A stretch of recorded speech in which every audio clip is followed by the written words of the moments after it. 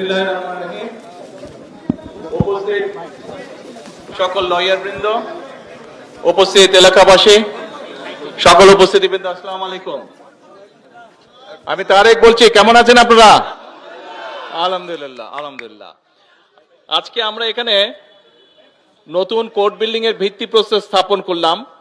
এর বাইরেও এই বিল্ডিং, যদিও এটি বারের নিজস্ব টাকা দিয়ে কাজ শুরু হচ্ছে, তারপরেও সরকারের পক্ষ থেকে আমরা বিল্ডিং এর কনস্ট্রাকশনের জন্য 15 লক্ষ টাকা দেওয়া হচ্ছে।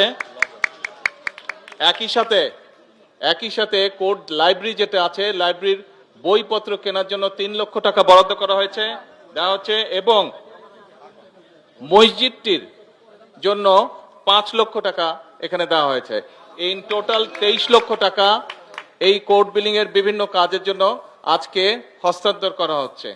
আমি বাসির সাহেবের কাছে এই কাগজগুলো সবগুলো হস্তান্তর করছি। আমরা আশা করি ইনশাআল্লাহ দ্রুত এই কাজগুলো সম্পন্ন হবে।